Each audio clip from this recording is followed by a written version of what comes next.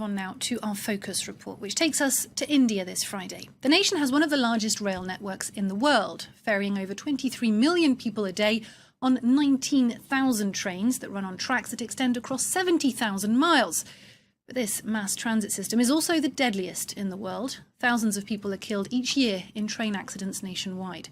Decrepit tracks and centuries-old infrastructure aside, as a rule, Indian trains are grossly overloaded. People can often be killed falling off overcrowded trains or crossing the tracks.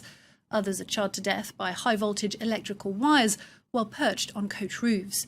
The network has a dreadful safety record. Prime Minister Narendra Modi's government has made rail safety a priority and promised to invest $100 billion over the next 5 years to help the creaking network improve its terrible safety record.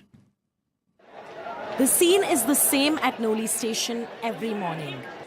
Thousands throng the platform waiting for the solitary train that will take them to the capital, New Delhi, where most of them work. When I get on this train, I put my life in the hands of God and the other passengers. Finally, the train arrives and there's a mad rush to board.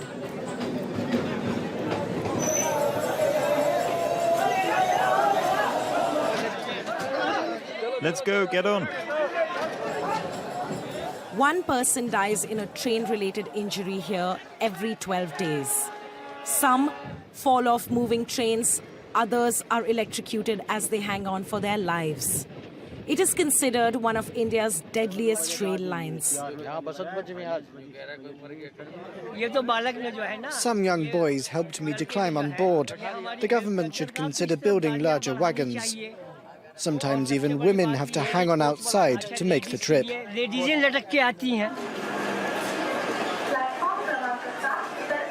For Akhileshwar Tyagi, accidents are a daily reality. I've been travelling on this train since 2005. I've seen hundreds of people die on this line and many left disabled. India's rail network, spanning 70,000 miles, is one of the largest in the world. It is also one of the most dangerous. In 2014, 24,000 people died in train accidents. On an average, 15,000 lives are lost every year. The government itself has called it India's annual massacre. Why can the governments of the day not treat safety of passengers as a dominant issue? At the front line of the battle against derailments are a group of 200,000 workers called gangmen. Every morning, gangmen across India set out to survey the tracks, carrying little more than old-fashioned manual tools. These tools weigh 30 kilos. Theirs is a dangerous job. Many gangmen are frequently injured or electrocuted during the course of their work.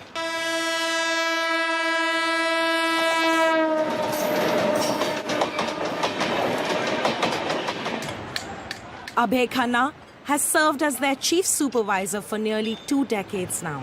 The main job of the gangmen is to keep the tracks in good working order because so many trains travel on them every day, so the tracks are worn down. It's a daily job.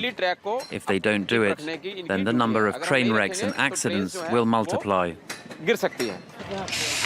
Despite a serious lack of modern technology, the gangmen have often helped to prevent accidents due to their foresight and clear understanding of India's dilapidated network. This train line's in a bad way. We know that millions of passengers depend on us. If we do our work properly, they reach their destination safely. A large portion of the country's tracks are over a century old, and their maintenance, upkeep and replacement is a full-time job. A job that's taken on a great urgency in recent years as India angles to introduce high-speed and bullet trains. At this factory in the North Indian state of Punjab, efforts are underway to build faster, safer trains. This is one of the safety features, an advanced smoke detector. If fire or smoke is detected anywhere in the coaches, this alarm will go off and automatic brakes will kick in. In this way, the passengers are alerted straight away to the situation. But even as the trains get faster and safer, the tracks they run on continue to remain old and dilapidated. As the manager of the factory points out, newer trains are only part of the solution. Take, for example, our train tracks in Kashmir. We can't run high-speed trains there. There are too many curves and the tracks have been worn down. We'll have to upgrade them. We have to renovate our railways, but with the network spreading over 65,000 kilometers, we can't possibly change all the tracks in one single day. Successive Indian governments have tried and failed to modernize this massive network. But Prime Minister Modi's push to invest $100 billion towards upgradation indicates a more hopeful future. Well, for more on this, I'm joined by my guest, economist Catherine Brosse, who specialises in development issues in India. Hello, thank you for being with us in the studio. Hello. Why has this issue first been put off for so long? I mean, as you said, the investment that has to be undertaken is massive. Plus, it's under a lot of pressure due to the growth in urban population and growth in population in general. So the effort that has been dedicated in this year's union budget is very large. It's 18 billion euros for this year. It's part of a 3-year plan, which is about 130 billion euros. So it's a massive investment. And it's really needed because security is a big issue, and it's the first time that the government is dedicated a special security fund dedicated to railways. So this investment is really geared towards ensuring security. But the second challenge that the railways is facing is the growth in traffic, and that initiative is stumbling against many problems related to land acquisition, for instance, to ecologist opposition. So it's very difficult to increase traffic, which is really one of the issues that should be emphasized as well. And how long might it take to tackle this issue at this stage? I mean, as you said, there's constant pressure on the networks. You can't add trains that easily. So how long can it take to actually find solutions to this problem? Well, probably one of the solutions might be to increase the networks. I mean, there are some points where the traffic is really slow, such as when you go from suburban areas to the center of the cities, and we're talking about Indian cities, so very big cities. Whereas, the network is very dense because every little town has its own train station. But then perhaps it might be a good idea to shift traffic towards the urban areas, which needs it dramatically. I mean, if you watch the picture of the trains going from suburban Mumbai to central Mumbai, it's crowded is clearly an understatement. And is there a plan of a program of urban planification to go along with that? India has not been developing too much urban planification. I mean, it's facing a lot of issues to construct a proper urban planification. I mean, in urban cities, basic services are not up to the task, such as electricity, sewage, water, etc., and transportation is part of that. So they're facing big issues there. I mean, some estimates are that India should spend 8 times more to reach China's level of infrastructure.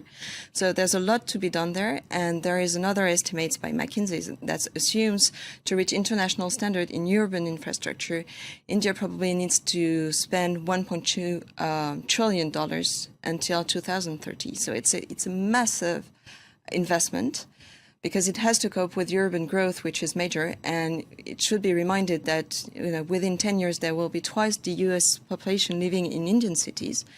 And a quarter of this urban population lives in slums. So it's very difficult to construct a proper urban planning there. That's right, because we're talking also about a poor population using these trains. Might bringing in new trains also hike up prices for people who are using these trains?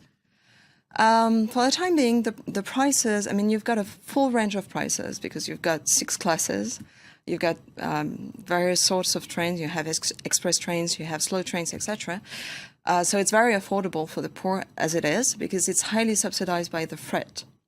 So increasing the prices is difficult in the sense that traveling by train is very important, including for the poor. So it's an arbitrage that needs to be made here because, indeed, prices are very low.